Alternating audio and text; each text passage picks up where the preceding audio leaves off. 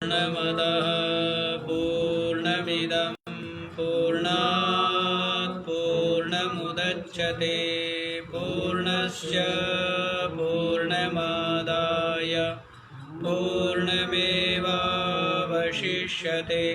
ॐ शान्तः शान्तः। ॐ सहना भवतु सहनौ भुनक्तु सह वीर्यं करवावहै तेजस्विनावधीतमस्तु मा विद्विषावहै।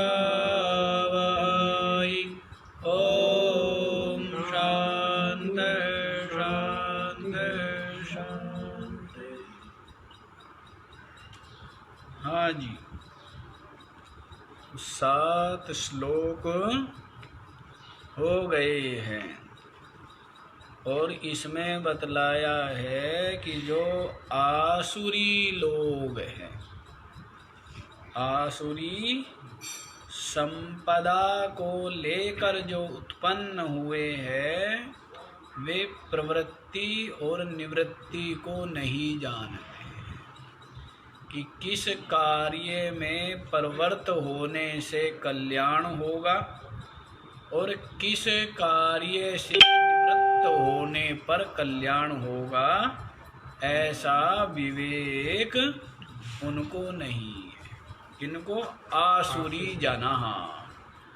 और ये तो बात है ही, साथ ही अपवित्र रहने वाले, आचार से भी जो भ्रष्ट है और सत्य की जिनमें गंध भी नहीं है, ऐसे आसुरी लोग होते हैं।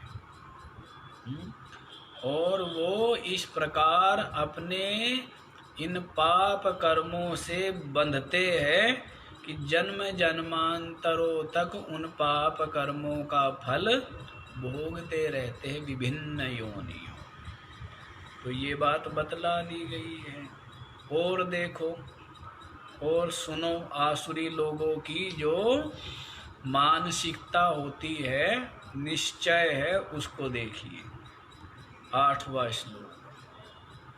असत्यमप्रतिष्ठं ते जगदाहुरनीश्वरम् अपरस्परसम्भूतं किमन्यत् कामहेतुकम्। असत्यम अप्रतिष्ठम ते जगद आहु अनीश्वरम अपरस्पर संभूतम किमन्यत् कामहेतुकम्। असत्यम अप्रतिष्ठम ते जगद। जगत को क्या कहते हैं वो लोग? कि असत्य रूप ही है। जगत क्या है? ये असत्य रूप है। अर्थात जिस प्रकार से हम लोग निरंतर असत्य का भाषण करते हैं, इसी प्रकार इस जगत में सत्य का व्यवहार करने वाला कोई नहीं है। यहाँ पर तो क्या है, सबके सब असत्य का ही व्यवहार करते हैं। क्या करते हैं? असत्य का ही व्यवहार करते हैं। असत्य भाषण प्रायः, जो असत्य भाषण में ही लगे रहते हैं। सत्य भाषण जो स्वप्न में भी नहीं विचारते हैं, नहीं सोचते। तो असत्यम जगद ते जगद असत्यम। वे जगत को क्या मानते हैं? असत्य रूप ही मानते हैं। असत्य से अभिप्राय समझ गए ना? असत से मतलब नहीं है यहाँ पर। असत्य से अभिप्राय है सत्य भाषण रहित। क्या? असत्य भाषण करना। झूठ बोलना। अप्रतिष्ठम ते अप्रतिष्ठम जगद आहु, और वे जगत को क्या मानते हैं? अप्रतिष्ठा रूप मानते हैं कि जगत की कोई प्रतिष्ठा नहीं है। जैसे हम लोग मानते हैं ना क्या कि जो जीव के कर्म है धर्माधर्म, वे जगत की प्रतिष्ठा है। क्या मानते हैं? धर्माधर्म पाप पुण्य क्या है? जगत की प्रतिष्ठा है। अपने कर्म संस्कार वासना धर्माधर्म पाप पुण्य के अनुसार ही जगत में क्या है? उत्पत्ति स्थिति लय और लाभ हानि और जन्म मृत्यु और सुख दुख और गर्मी सर्दी और अनुकूलता प्रतिकूलता और रोग और निरोग, ये सब प्राप्त होते हैं। किसके कारण से प्राप्त होते हैं? अपने कर्म, जो धर्माधर्म रूप है, पाप पुण्य रूप है, उन कर्मों से ही ना। लेकिन वो लोग मानते हैं कि इस जगत की कोई प्रतिष्ठा नहीं। क्या मानते हैं? जगत की कोई प्रतिष्ठा नहीं, यूं ही है। क्या? हाँ, उनका ये सिद्धांत नहीं है कि जो करेंगे वही मिलेगा, जो बोएंगे वही काटेगा। वो सोचते हैं कि नहीं, ऐसा कुछ भी नहीं है। ये जगत जो है अप्रतिष्ठा रूप है, अनीश्वरम, और इस जगत का धर्म का नियंता कोई ईश्वर भी नहीं है। अब कर्म मानेंगे तो कर्म फल का प्रदाता ईश्वर मानना पड़ेगा, नहीं मानना पड़ेगा? ये जो वाम मार्गी है नास्तिक लोग, वो ईश्वर को नहीं मानते और इसके कर्म को भी नहीं। ईश्वर को क्यों नहीं मानते हैं? इसलिए नहीं मानते। ईश्वर को क्यों मानना पड़ता है? धर्माधर्म जो पाप पुण्य है, उनका जो जीवों को विभाग करके प्रदान करने वाला है, वो ईश्वर है। लेकिन वो लोग क्या मानते हैं? वो लोग कहते हैं ये जो प्रकृति है ना, ये अपने आप, ये प्रकृति ही सब कुछ है। ये प्रकृति ही जो दिख रही है, यही सब कुछ है। इससे ही सब होता रहता है, अपने आप उत्पन्न होता है, अपने आप रहता है और अपने आप मृत्यु को प्राप्त हो जाता है। इस प्रकार से वो मानते हैं। हम क्या मानते हैं कि ये जो प्रकृति है ठीक है, लेकिन ये प्रकृति भी जीव के कर्म के द्वारा ही संचालित है। और दूसरा, ये प्रकृति जड़ है, इसको सत्ता देने वाला जो चेतन ब्रह्म ईश्वर आत्मा, वो भी है ना। जैसे शरीर है, इंद्रिया है, प्राण है, मन बुद्धि है, ये भी क्या है? प्रकृति है। यही सब कुछ करते, लेकिन सही बात है, लेकिन करते कैसे हैं? यदि इसमें इनको चेतन की सत्ता ना प्राप्त हो तो ये तो जड़ है, ये कुछ कर पाएंगे? बुद्धि मन प्राण इंद्रिया शरीर आदि कुछ व्यवहार कर पाएंगे क्या यदि चेतन आत्मा की सत्ता ना हो तो? वैसे ही इनमें अंतःकरण इंद्रिया या शरीर में जो प्रवृत्ति है वो अपने कर्म के अनुसार ही है ना, अपनी वासना के अनुसार, कर्म के अनुसार, पाप पुण्य के अनुसार ही। समझ आ रही है बात? नहीं, किसी की धर्म में रुचि है तो किसी की अधर्म में रुचि है, तो वो उसके संस्कार के कारण से ना। तो धर्माधर्म रूप संस्कार ये क्या है? यही इस जगत की प्रतिष्ठा है। और धर्माधर्म का जो फल है विभाग पूर्वक उसको प्रदान करने वाला ईश्वर। समझ आई बात? नहीं है, प्रकृति में होता है, प्रकृति के द्वारा होता है, लेकिन बिना आत्मा की सत्ता के और बिना जीवों के कर्म के ये प्रकृति कुछ कर सकती है क्या? नहीं कर पाए। तो ये बात समझ लेनी चाहिए, ये बात समझने की है। तो लेकिन जो ये आसुरी लोग हैं ये क्या कहते हैं? जगद असत्यम आहु। इस जगत को क्या कहते हैं? असत्य कहते हैं कि यहाँ पर तो बस जो कुछ है भाई असत्य भाषण करो। अप्रतिष्ठम आहु। इस जगत की कोई प्रतिष्ठा नहीं है, जो मर्जी हो सो करो। जिसको किसी को कुछ मिल जाता है, किसी को कुछ मिल जाता है। ऐसी मिल जाता है क्या? है? अपने कर्मों के अनुसार फल मिलता है ना। किसी को कुछ मिल जाए, किसी को कुछ मिल जाए, ऐसा कैसे संभव है? और अनीश्वरम आहु। इस जगत को क्या बोलते हैं वो? कोई इसका ईश्वर नहीं है, शासन करने वाला नहीं है।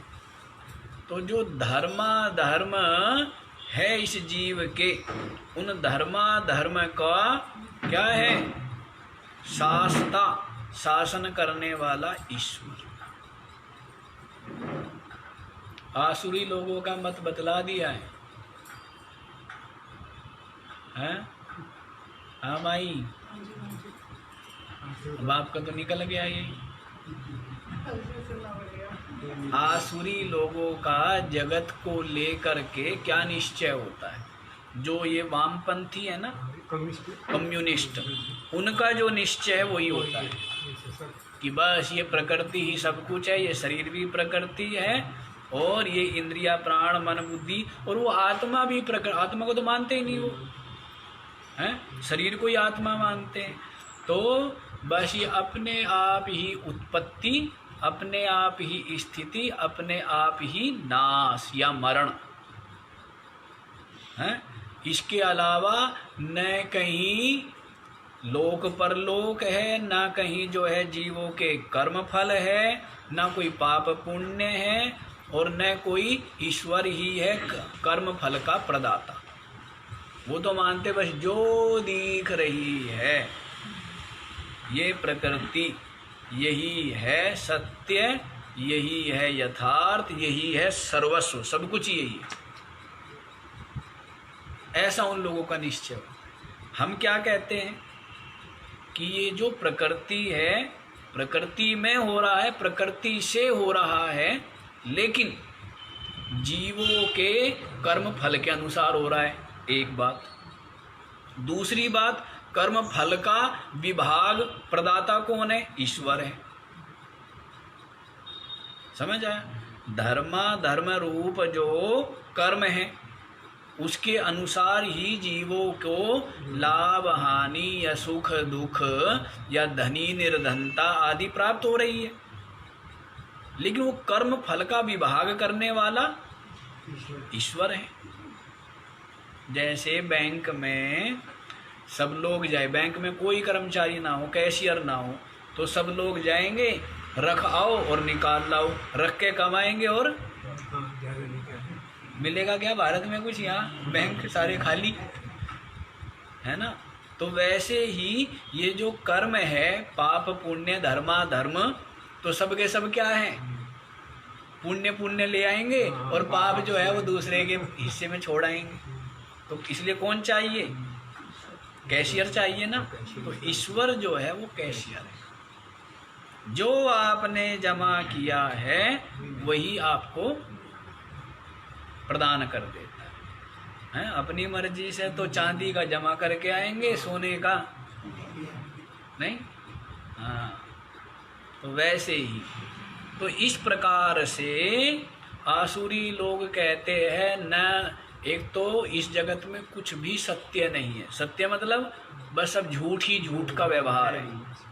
असत्य बोलो, सत्य बोलने से जगत में गुजारा होने वाला नहीं है। यदि आनंद चाहते हो, सुख चाहते हो, हैं, आराम चाहते हो, तो क्या करो? असत्य भाषण करो। ठीक है, सत्य मत बोलना भूल से। आसुरी लोग दूसरा, इस जगत की कोई प्रतिष्ठा नहीं है, जबकि इस जगत की प्रतिष्ठा क्या है? धर्माधर्म। जीवों के जो धर्माधर्म पाप पुण्य, वो इस जगत की प्रतिष्ठा है। उसी के अनुसार तो सब कुछ हो रहा है।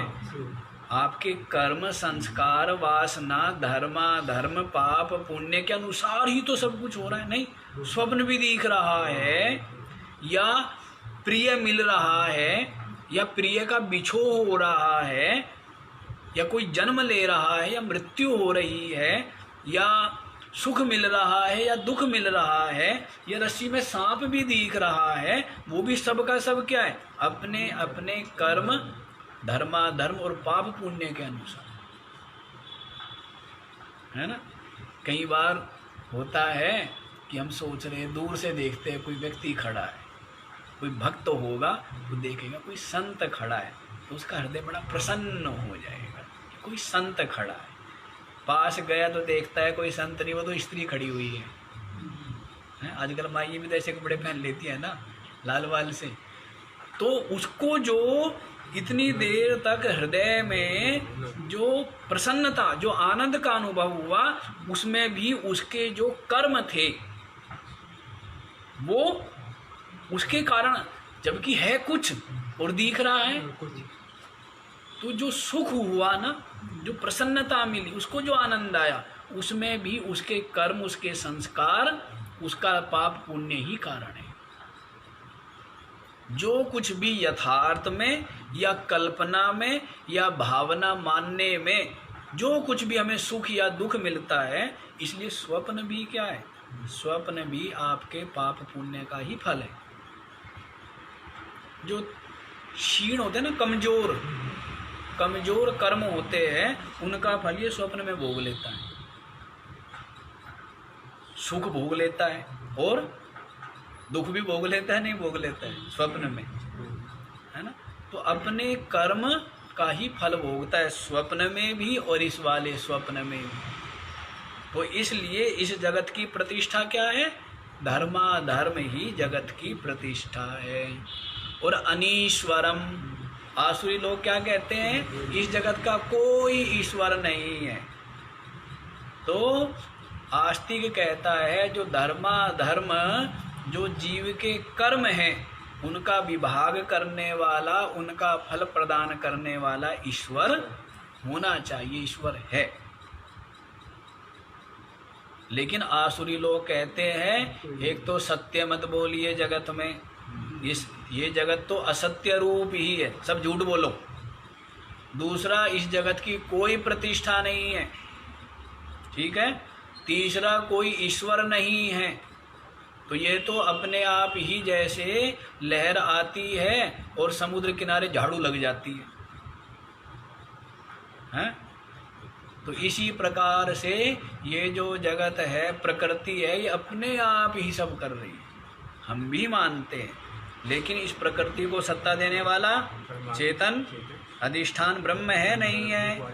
और ये जो प्रकृति में जो भी वृष्टि का होना या न होना, गर्मी का होना, सर्दी का होना, ये जो कुछ भी हो रहा है, ये सब के सब जीवों के प्रारब्ध कर्म धर्माधर्म के अनुसार हो रहा है ना। अब ये कोरोना, सब रो रहे कोरोना कोरोना, भाई ये जीवों का ही कर्म भोग है ना। बहुत से लोग जो है अछूते ही रहेंगे बिल्कुल उसमें, उसके बीच में, लेकिन उनको कुछ भी नहीं होगा। पूरी की पूरी बस गिर गई पहाड़ी से, हैं, और जो बचने वाले हैं कि खरोच भी नहीं आई जी महाराज, 1000 फीट नीचे गिरी है, खरोच भी नहीं आई। क्यों? क्योंकि उसका उसमें प्रारब्ध नहीं था। बाकी 30 का था, 30 मर गए और जो है 2 बच गए। तो ये सब क्या है? उनका सामूहिक मरने का प्रारब्ध था। तो यहाँ जो कुछ होता है यूं ही नहीं हो जाता कि अकस्मात घटना घट गई। अकस्मात कुछ नहीं होता है, जीव के कर्मों के अनुसार होता है। समझ आया? हाँ, तो ये बिल्कुल सत्य बात। तो समझ आया कि हमारा ये है प्रकृति में हो रहा है, लेकिन जीवों के कर्म के अनुसार हो रहा है। दूसरा, ईश्वर की सत्ता से हो रहा है। ठीक है। बाकी संकल्प रूप मानिए, गुण ही गुणों में व्रत रहे हैं, वो तो हमें भी स्वीकार है, लेकिन नास्तिकों की तरह नहीं है कि ना कोई इस जगत का ईश्वर है। धर्माधर्म का योग वशिष्ठ में जो ईश्वर को स्वीकार नहीं किया गया वो अलग विषय है, वो बहुत ऊंची स्थिति की बात है। वहाँ ईश्वर क्या, वहाँ ब्रह्म को माना है। और ये तो क्या है, नास्तिक लोग, ना ईश्वर ना ब्रह्म ना आत्मा, इनके लिए तो क्या है, जो कुछ है सो प्रकृति है, अपने आप शरीर बन जाते हैं, अपने आप शरीर रहते हैं, अपने आप मिट जाते हैं। ना कोई चेतन की जरूरत, ये शरीर ही चेतन है? ना कोई ब्रह्म की जरूरत, ना कोई ईश्वर, ना कोई परमात्मा, ना कोई परलोक, किसी चीज की आवश्यकता नहीं। नास्तिक लोग, हाँ, जो धर्माधाम नहीं मानते ना, इसीलिए तो ये बिस्मिल्लाह बिस्मिल्लाह करते रहते बैठे हुए हैं। मुर्गे को पकड़ के बिस्मिल्लाह बिस्मिल्लाह, पाप है, हाँ, डरेगा पाप से। तो देखो, अपरस्पर संभूतम किमन्यत काम हेतुकम, तो ये जो जगत है कैसा उत्पर, अपरस्पर संभूतम, अपरह परह संभूतम, दूसरे से पर से अपर की उत्पत्ति हो जाती, उनका सिद्धांत है। आसुरों का सिद्धांत क्या है, परा अपरह संभूतम, पर से अपर की उत्पत्ति हो जाती है। समझ आया? मतलब स्त्री पुरुष से ही क्या है, ये जगत की उत्पत्ति हो रही है। काम हेतुकम, स्त्री पुरुष के संयोग से ही ये जो जगत है इसकी उत्पत्ति, इसकी सृष्टि हो रही है। कि मन्यत, और इस जगत का कोई कारण नहीं, बस इस जगत का यही कारण है। न कोई धर्म इस जगत का कारण है, और न कोई ईश्वर ही इस जगत का कारण है। बस ये तो स्त्री पुरुष के जो जोड़े हैं उनसे ही सारी ये जो है सृष्टि उत्पन्न हो गई, अन्य और कोई दूसरा कारण नहीं है। न किंचिद अदृष्टम धर्माधर्मादि कारणम जगतः, जगत का अन्य कोई धर्माधर्मादि कारण नहीं है, धर्म अधर्म आदि कोई कारण नहीं है। बस ये तो काम हेतुकम, क्या है, काम एव प्राणिनाम कारणम, ये जो काम है इससे ही जगत की उत्पत्ति होती है, प्राणियों की उत्पत्ति होती है। उसके लिए धर्म अधर्म पाप पुण्य का कुछ नहीं है। अब उनसे पूछो, कोई धनी है, कोई निर्धन है, कोई स्वस्थ है, कोई बीमार है, कोई राजा है, कोई भिखारी है, ये कैसे क्या यूं ही है, यूं ही हो जाता है? ऐसा उन लोगों का सिद्धांत। ये वाम मार्गी कम्युनिस्ट जिनको आप बोलते, अपने आप यूं ही हो जाता है। यूं ही क्या हो जाता है? अज्ञानी से पूछो बेचारे से, यूं ही क्या हो जाता है? हे भगवान, ऐसा क्यों बनाया मेरे साथ, ऐसा क्यों किया है, मैं ही निर्धन क्यों हूँ, मैं ही बीमार क्यों हूँ, उससे पूछो हैं। लेकिन ये जो आसुरी लोग हैं, चारवाक जो है ना, हाँ, बस वो क्या है, जो दिखते हैं उनको ही मानते। चार ही तत्व माने उन्होंने, पृथ्वी, जल, अग्नि और वायु, चार ही तत्व माने। आकाश तत्व भी नहीं माना, और महातत्व, अहंकार, प्रकृति और चेतनात्मिका प्रकृति, जड़ात्मिका नहीं, जड़ वाली को तो मानते हैं वो, और ब्रह्म उसको वो मानते नहीं है। बस ये चार है, पहले भी बताया था, चारों इकट्ठे होने से हैं, पान का पत्ता लिया, सुपारी रख दी, गुलकंद रख दिया, चूना रख दिया, लौंग रख दी और चबाया तो क्या बन गया? लाल रंग। तो वैसे ही पृथ्वी, अग्नि, जल और वायु मिले, ये शरीर बना, चेतन हो गया। ये शरीर ही चेतन है, ये शरीर ही आत्मा है, और ये शरीर जो है भस्म हो जाता है, ऐसा लोग मानते हैं। समझ आया? तो काम एव प्राणिनाम कारणम, इस प्रकार वो लोग मानते हैं। और जगत का जो कारण है धर्माधर्म को नहीं मानते। जबकि सब लोग क्या मानते हैं कि कर्म, संस्कार, वासना जो हम बारंबार बोलते हैं वो क्या है? वही तो जीव के कर्म है, पाप पुण्य, धर्माधर्म है। तो ये धर्म अधर्म पाप पुण्य को नहीं मानते और न इनके फल प्रदाता ईश्वर को ही मानते हैं। वो कहते हैं ये जगत जो है असत्य प्राय है, झूठ ही है, झूठ बोलो, झूठ का व्यवहार करो और बस आनंद से रहो। कहते हैं यावत जीवेत सुखम जीवेत, ऋणम कृत्वा घृतम पीवेत, भस्मीभूतस्य देहस्य पुनरागमनम कुतः। जब तक जियो मौज में जियो, ठीक है ना?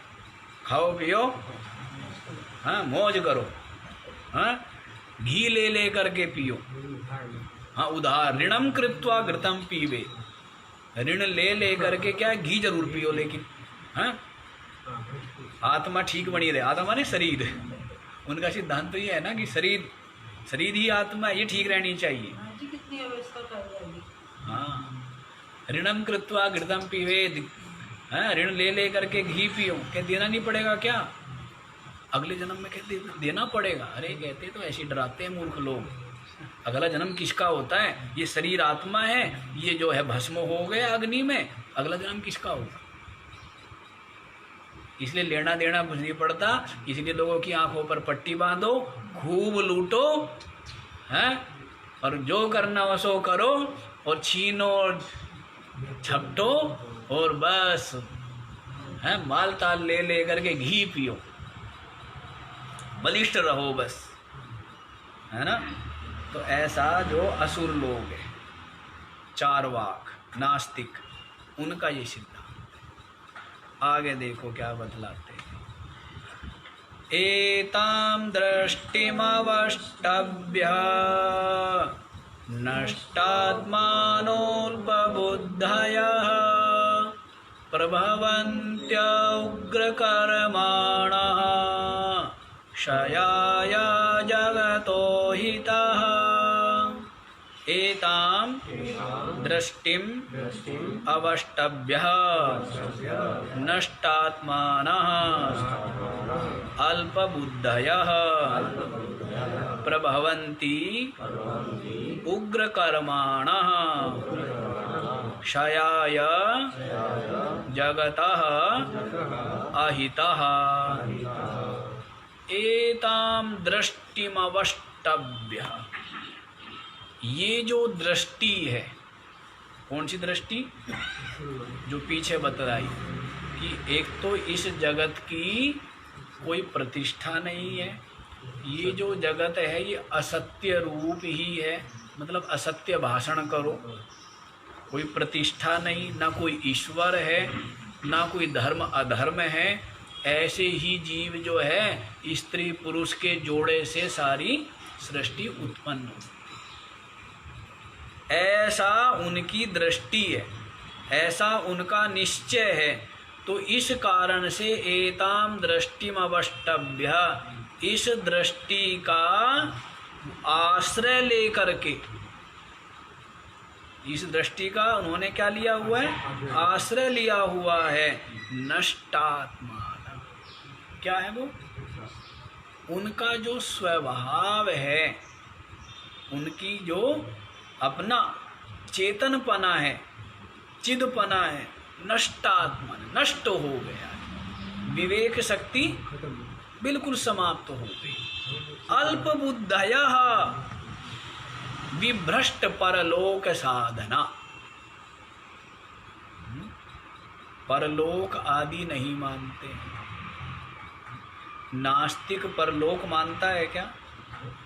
आस्तिक मानता है। ज्ञानी को भी रहने दो, ज्ञानी तो इस लोक को नहीं मानता, परलोक को तो क्या मानेगा। ज्ञानी की तो अलग बात है, ज्ञानी तो परमात्मा लोक में विराजमान है ना, वो तो आत्मलोक में विराजमान है, अपने स्वरूप में विराजमान है।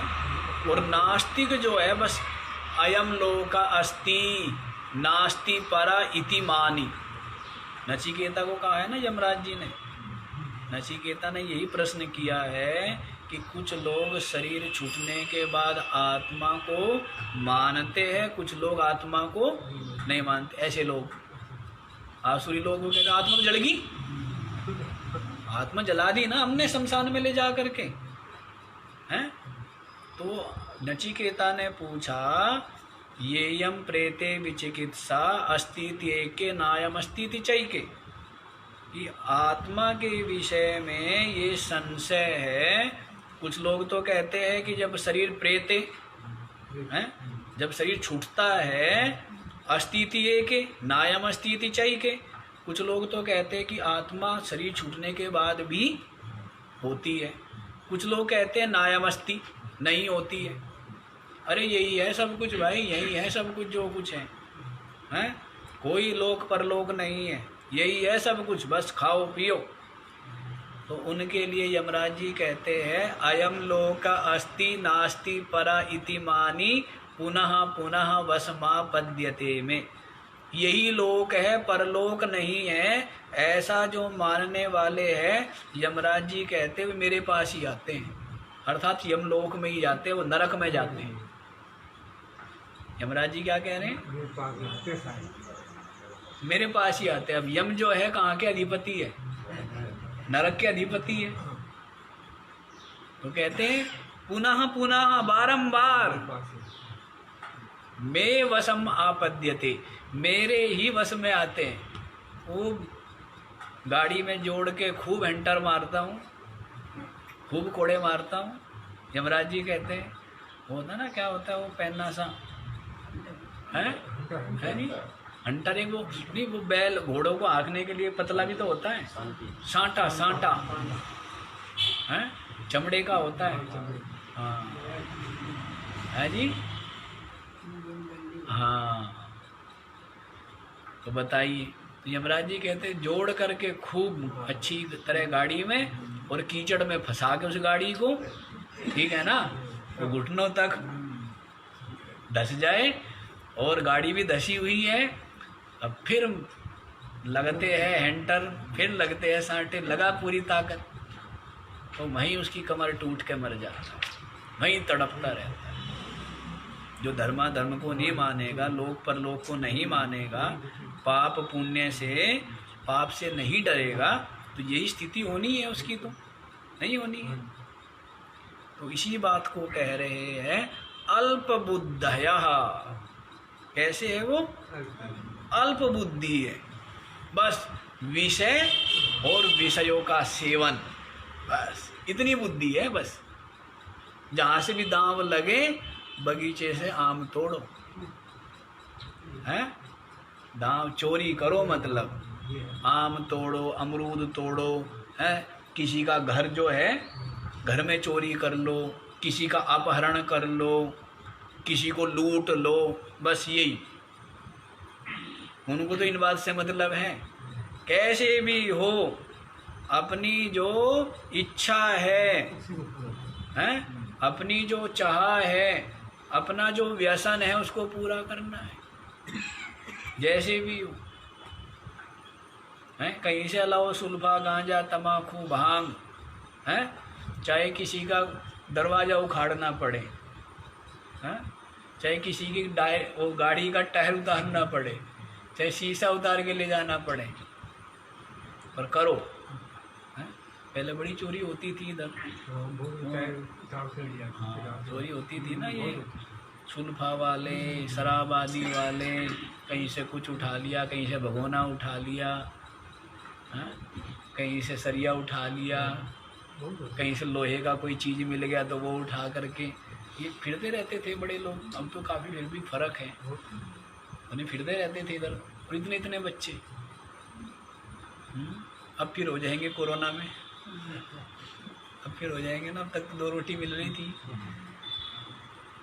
तो देखो जी, नष्टात्मानः अल्पबुद्धया, ऐसी जो दृष्टि वाले है, निश्चय वाले कि बस ये जगत तो असत्य प्राय है, इसकी कोई प्रतिष्ठा नहीं है, न कोई ईश्वर है, ये तो केवल काम से ही उत्पन्न हुआ है जगत, और कुछ नहीं है। ऐसी दृष्टि वाले जिनकी आत्मा नष्ट हो गई, स्वभाव नष्ट हो गया, विवेक ही नहीं है, बस विषय प्राप्ति, जैसे भी झूठ, कपट, धोखा, है? कुछ भी क्यों ना करना पड़े, विषयों की प्राप्ति, इस प्रकार की जो अल्प बुद्धि वाले हैं। उग्र कर्माणः, उग्र कर्म करना है? उसको मार दिया, उसको लूट लिया, उसकी चोरी कर ली, उग्र कर्माण, उग्र कर्म करते, भयानक कर्म करने वाले हैं, हिंसा आदि करने वाले। जगतः अहितः, जगत के शत्रु है, क्या है? जगत के शत्रु है, और जगता क्षयाय प्रभवन्ति, जगत का विनाश करने के लिए ही उत्पन्न हुए। ऐसे आसुरी लोग जगत का नाश करने के लिए ही उत्पन्न हुए। चोरों के बड़े बड़े वो कहते झुंड होते थे पहले, आप लोगों ने तो को पता होगा, डाकुओं के, और वो किसी गांव में पूरे का पूरे गांव जागते थे, डरते थे कि भाई आज हैं, ऐसा कुछ कुछ ग्रामों में हम भी थे, तब भी सुनते थे कि चोर जो है चंबल में, हाँ चंबल घाटी में एक तंबू लगा, मैं हाँ, हाँ फौज पड़ी है, हाँ, तो ऐसे होता था। इसीलिए जो ग्राम में या नगर में जो धनी लोग होते थे, अब तो अलग नियम हो गया, वो बिल्कुल बीच में रहते थे, हैं, और किनारे किनारे जो मान लीजिए जो गरीब लोग हैं, लोहार, कुम्हार आदि जो भी मतलब हाँ कमजोर वर्ग होते थे वो बाहर, और जो धनी लोग होते थे बीच में। आज उल्टा है, आज तो सब बीच से रोड पर। तो इसका मतलब कितनी कानून का राज हो गया, कितना फर्क पड़ गया कि अब मकान कहाँ बनाते, सड़क के ऊपर, और पहले मकान कहाँ बनाते थे, क्यों सेठ जी, बिल्कुल अंदर सबके बीचों बीच। राजा भी रहता था, राजा का किला कहाँ होता था, किनारे पर, रोड के ऊपर होता था क्या राजा का किला, बिल्कुल बीचों बीच, चारों तरफ बसाता था प्रजा को, हैं? तो ये तरीका था, क्योंकि इतना डर था। तो आज डर ऐसा नहीं रहा ना, बहुत फर्क है, बहुत फर्क है। तो कुछ बुराइयाँ उस समय में थी, कुछ अच्छाइयाँ आज के समय में, कुछ बुराइयाँ और बढ़ भी गई है। अच्छा,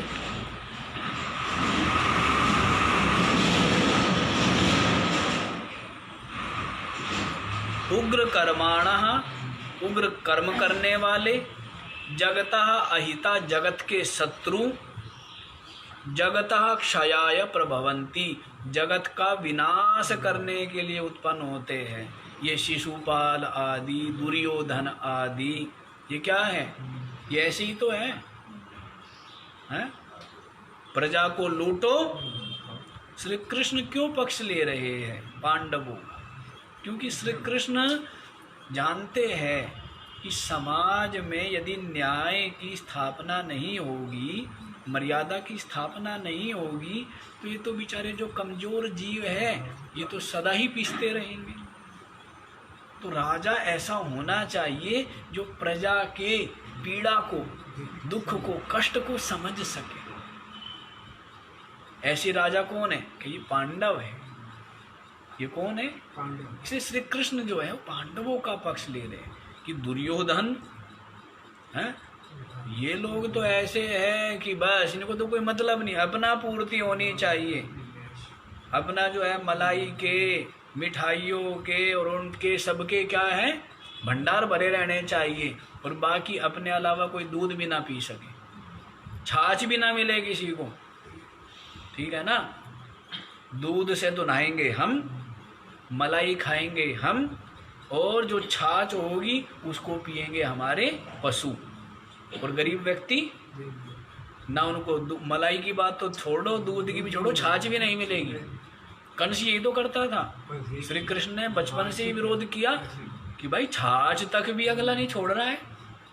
कंस सारा मटके भर भर के मंगवाता था ना, लेना देना कुछ नहीं था, कर के रूप, बस मैं तुम्हारा राजा हूँ, ला के दो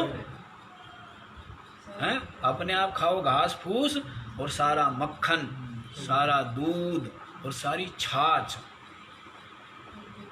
ये हमारे सैनिक पिएंगे, और मक्खन हम खाएंगे, और दूध में नहाएंगे।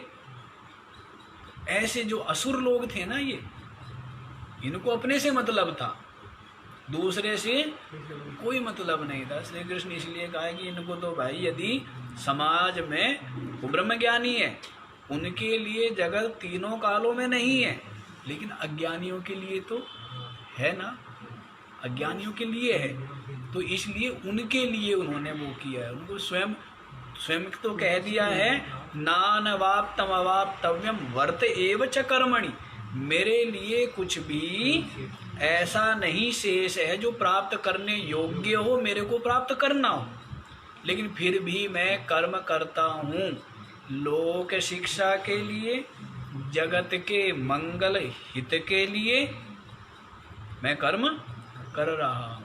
मेरा कर्म से कोई प्रयोजन ना, मेरे को कोई फल चाहिए, ना लाभ चाहिए, ना सुख चाहिए, ना किसी प्रकार की कोई आशा इच्छा है। समझ आई? देखो, ये जगत के क्या है, शत्रु है, जगत के नाश करने के लिए ही उत्पन्न हुए हैं आसुरी लोग। आगे देखो क्या कहते हैं, काममाश्रित्य दुष्पूरम दम्भमानमदान्विताः मोहाद् गृहीत्वा सद्ग्राहान् प्रवर्तन्ते शुचिव्रताः। कामम् आश्रित्य दुष्पूरं दम्भमानमदान्विताः मोहाद् गृहीत्वा असद्ग्राहान् प्रवर्तन्ते अशुचिव्रताः। काममाश्रित्य दुष्पूरम, कामम आश्रित्य, कैसी कामनाओं का आश्रय लिए रहते हैं? दुष्पूरम, जिनको पूरा करना असंभव है, जिनकी पूर्ति असंभव प्राय है, अत्यंत कठिन है, तो असंभव इच्छाएं पाले रहते हैं। तो कहते रावण की इच्छा थी, क्या इच्छा थी? सीढ़ी बना दूं सोने की, हैं, स्वर्ग की सीढ़ी बना दूं, सोने में सुगंध भर दूं, हैं। ये क्या, सोने की लंका तो मैंने बना दी, पर इनमें सुगंध तो है नहीं, रोज सेंट छिड़कने पड़ते हैं, तो इनमें सोने में क्या कर दूं? हाँ, और भी पता नहीं, और भी क्या, एक काम होता, 2-3 काम बताते हैं ना, हैं, समुद्र का जल मीठा कर दूं, सेठ जी को बताया भैया, हैं, समुद्र को मीठा कर दूं, और सोने में सुगंध भर दूं, और स्वर्ग की सीढ़ी बना दूं। तो रावण ऐसा चाहता था। ये क्या है? असंभव है ना। तो ऐसे असंभव जो है कार्यों के आश्रय लिए रहते हैं असुरी लोग, इतने विचित्र काम करेंगे कि पूछो मत, आश्चर्य होता है।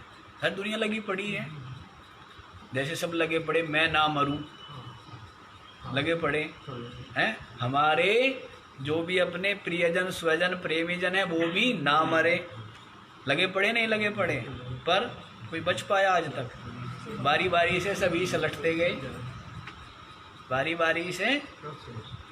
तो बतलाते देखो, दुष्पूरम कामम आश्रित्य, जिन कामनाओं को पूर्ण करना असंभव हो, अशक्य हो, ऐसी ऐसी योजनाएं चलाते रहते हैं।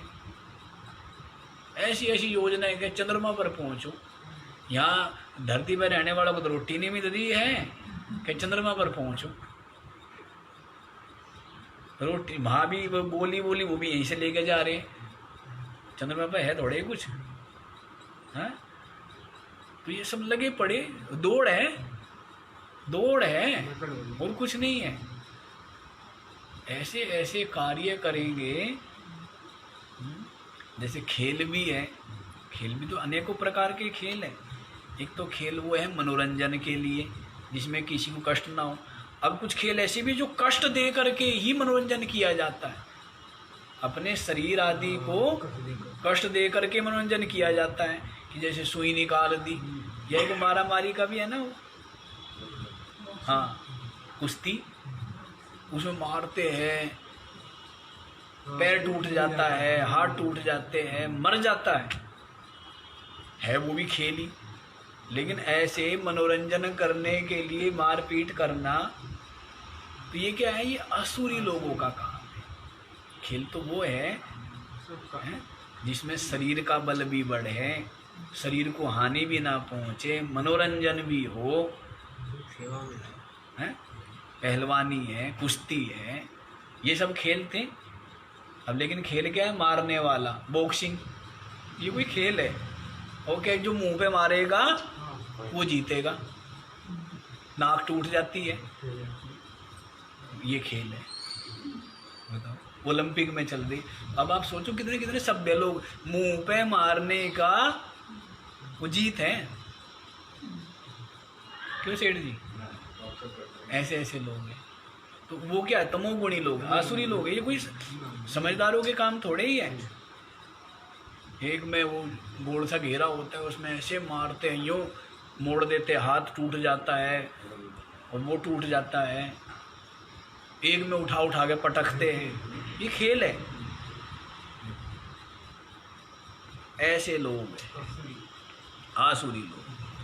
तो दुष्पूरम कामम आश्रित्य, जिन कामनाओं को पूरा करना अशक्य हो, दंभ मान मदान्विता, दंभ से, अहंकार से और मद से जो युक्त है। दंभ बतलाया था ना, धर्मध्वजी, धर्म के विघातक दंभी लोग। जो दंभी लोग हैं ना, नौटंकीबाज, दिखावा वाले, आडंबर वाले, उनसे कोई धर्म को लाभ थोड़े ही है। क्या है? हानि ही है ना। है इतने बड़े बड़े ये प्रचार प्रसार से कोई धर्म को सहायता थोड़ा मिलती है, हानि होती है। नहीं हानि होती है, क्योंकि जो लोकेशना वित्तेषणा आदि को लेकर के गए हैं, तो उससे फिर अश्रद्धा ही होगी ना। कि बैठ कर के तो त्याग का उपदेश दे रहा है, वैराग्य का उपदेश दे रहा है, और फिर यजमान से ठहरा रहे कि नहीं 10 लाख रुपए कथा करने का। हाँ, अन्यथा ये कथा करना आता है ना। वो पंडित कहने लगा राजा को कि मैं आपको गीता सुनाना चाहता हूँ। निर्धन था बेचारा, गरीब था, गुजारा नहीं होता था। घरवाली कहती रहती थी, टोकती रहती थी। तो पंडित राजा के पास गए, कहने लगे महाराज मैं आपको गीता सुनाना चाहता हूँ। तो राजा समझ गए कि गीता इसलिए सुनाना चाहता है कि बेचारा कुछ दक्षिणा चाहता है कि मेरे को सुनाएगा वो। तो राजा कहने लगा महाराज अभी आपने ठीक से पढ़ी नहीं है, पहले आप ठीक से पढ़ लो, फिर मैं ज़रूर सुनूंगा आपसे। पहले एक बार आप ठीक से समझ लो। पंडित गया, पर सोचा कि हो सकता है कुछ कमी रह गई हो, तो फिर उसने पंडित ने खूब अच्छे से पढ़ा, विचारा, समझा। कुछ दिनों बाद फिर आ गया राजा के पास कि महाराज अब मैंने खूब अच्छे से समझ ली है गीता, अब मैं आपको गीता सुनाना चाहता हूँ। राजा समझ गए अभी मेरे पास आया है, इसका मतलब अभी गीता समझ में आई नहीं है।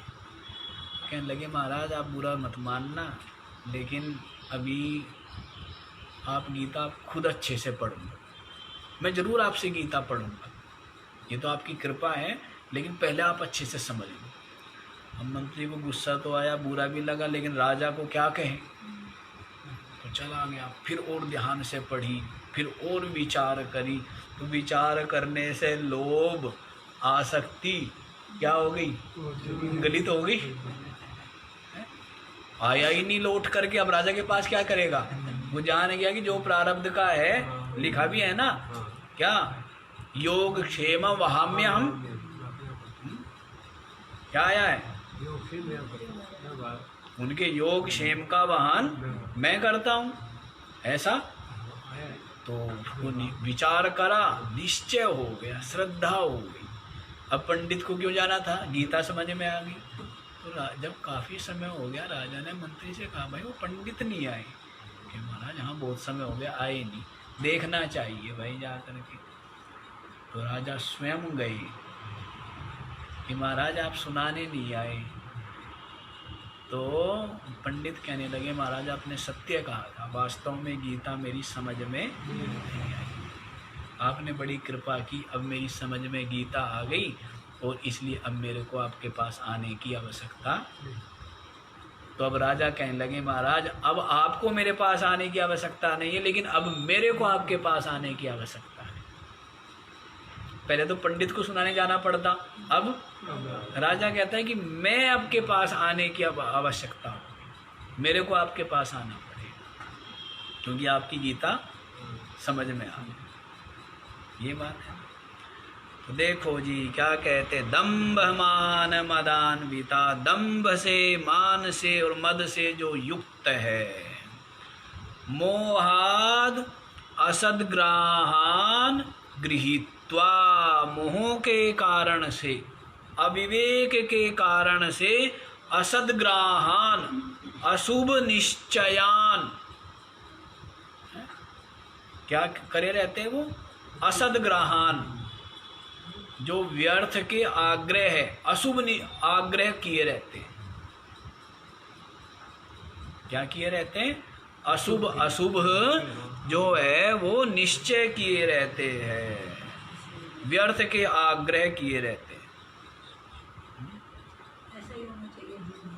हाँ बस यही है जो मैंने समझा है, जाना है, यही सही है, यही सत्य है, संसार ही सत्य है, परमात्मा तूने देखा है, परमात्मा परमात्मा करता है, ऐसे बोलते हैं ना नास्तिक लोग। तो असद्ग्राहान, असद जो है उनको ही, उनका ही आग्रह है, उनको रहता है। वो कहते हैं ना कि वो गांठ, वो धन गांठ का जाए, ऐसे कुछ करके है ना, ज्ञान गांठ का जाए, मूर्ख को न समझाइए ज्ञान गांठ का जाए, ऐसे कुछ करके आता है कि मूर्ख कोई व्यक्ति हो ना, समझ लो कि आग्रही है, टोको मत। जो ये सोचता है कि मैं सही हूँ, बस उसको मत कुछ कहो, जब तू सही है तो अच्छी बात है भाई। समझ आई बात। हाँ कि जो जिसको ऐसा आग्रह हो तो उसको क्योंकि वो आग्रह छोड़ेगा नहीं, उसने आग्रह है, कभी ठोकर लगेगी, अकल आएगी, पुण्य उदय होंगे, तब आकर के पूछेगा जी आप ठीक कह रहे थे, नहीं अन्यथा उस समय छोड़ दो, ठीक है हाँ भाई ठीक है। तो कोई आवश्यकता नहीं है अपने को जबरदस्ती प्रमाणित करने की, समझाने की आवश्यकता नहीं है। तो ऐसा जो क्या है, असद्ग्राहान गृहीत्वा, असद जो आग्रह है, अशुभ जो निश्चय है, उनको ही क्या किए रहते हैं, वो पकड़े रहते हैं। और अशुचि व्रता प्रवर्तन्ते, क्या है, अशोभन व्रतों में लगे रहते हैं। कैसे व्रत करते हैं, अशोभन व्रत करते रहते हैं। शमशान आदि में जाके साधना करना है, पता नहीं क्या क्या करते रहते हैं। कहीं जो है उसको भैरव को शराब आदि पिलाना, कहीं काली को जो है वो है बलि देना या शराब आदि पिलाना। तो ये सब क्या है, अशुचि व्रता, अशोभन व्रत है, उनमें लगे।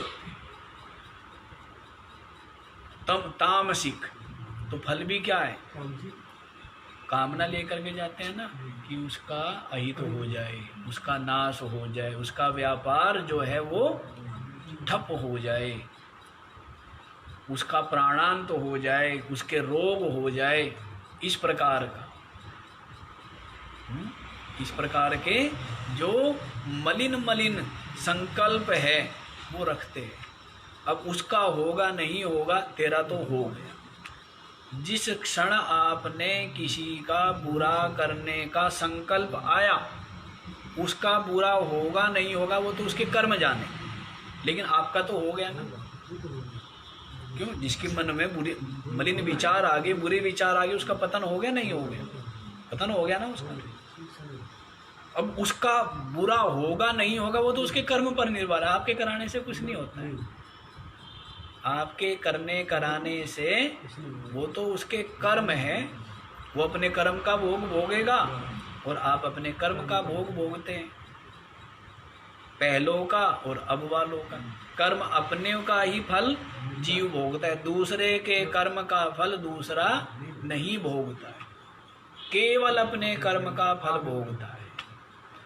उसका कुछ पाप कर्म आ रहा हो तो आपके चाहने से उसका, अरे देखा मेरे साथ उसने ऐसा किया था, मैंने उसी समय उसको क्या बोलते, बद्दुआ, हाँ मैंने उसी समय उसको बद्दुआ दी थी, देख लो हो गया ना उसका। ये बद्दुआ बड़ी ताकत है भाई। ये कहना भी पाप है। अरे वो अपने कर्म का फल भोगता है, जो भी पाप पुण्य उसका है वो उसका फल भोग रहा है? लेकिन तू उसका बुरा चाहा के तू अपने लिए आगे पाप का बीज बो रहा है, तो ऐसा नहीं करना। समझ आया? तो अशुचि व्रता प्रवर्तन्ते, जो ऐसे कई दिन तक स्नान नहीं करना। एक महात्मा बता रहे थे कि वो कुछ सिद्धि आदि करने लगे किसी तांत्रिक के पास में, हैं, लेकिन वो तांत्रिक से सीख ली। अब वो गायत्री जप भी करते थे वो महात्मा, और फिर साथ ही साथ वो तंत्र विद्या भी सीख ली। किसी लालच होता है ना कि मैं सिद्ध हो जाऊं, क्योंकि संसार में कहते सिद्धों की ही प्रतिष्ठा है, चमत्कार को ही लोग नमस्कार करते हैं। तो वो कईयों तक किया, उसके बताए अनुसार कुछ हुआ नहीं। वो महात्मा कहने लगा कि जी वो आया नहीं, जो भूत प्रेत होता है। तो उसने पूछा उस तांत्रिक ने, भाई तू क्यों नहीं गया? कह जी गया क्यों नहीं, मैं तो बार बार जाता हूँ, लेकिन वो पता नहीं उसके चारों तरफ तो एक अग्नि का वो बना हुआ है, गोला घेरा, क्योंकि वो गायत्री जप भी करता है। तो क्या मैं उसके पास नहीं जा सकता? उसको बोलो कि क्या करें, पहले गायत्री जप छोड़ें, हैं, पहले गायत्री आदि जब छोड़ेगा और जितना गंदा रहेगा, ना तो स्नान करना है, और पता नहीं क्या क्या होती है, विचित्र विचित्र क्रियाएं होती है, मल मूत्र को लगाना होता है, गंदा रहना है, गंदा। अब सुअर को बुलाना हो, क्या करना है, यहाँ पर सुगंध सुगंध कर दो, सुअर आएंगे भाग जाएंगे, दुर्गंध चाहिए ना, क्यों जी? तो गंदा व्यक्ति कहाँ जाएगा? गंदगी में जाएगा। और साफ सुथरा व्यक्ति साफ सुथरी जगह देखेगा ना, वो गंदी जगह नहीं जाएगा। वैसे ये ऐसे ही है, ये भूत प्रेत आदि ये मलिन है, तो मलिन पर के यहीं जा सकते हैं, जिनका इसलिए आप ये देखो, ये भूत प्रेत चिपटते किनको है? साफ सुथरे रहने वालों को किसी को चिपटते देखे आज तक आपने? जिनके विचार गंदे, जिनके घर गंदे हैं, जिनके तन गंदे, मन गंदे, उनके यहाँ क्या होते हैं? ये भूत प्रेत चिपटते हैं। किसी साफ सुथरे व्यक्ति के सुना आज तक है? मतलब ही नहीं है। हाँ,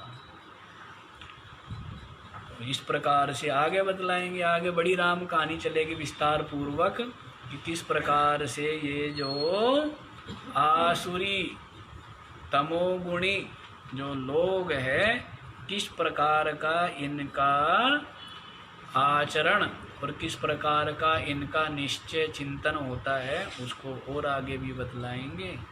आज इतना ही रख लो, हैं? थोड़े में ही ज़्यादा समय पूरा हो गया आज भी भाई। चलो कल से फिर बढ़ा देंगे। तो आज इतना ही, बाकी का विचार कर। ओ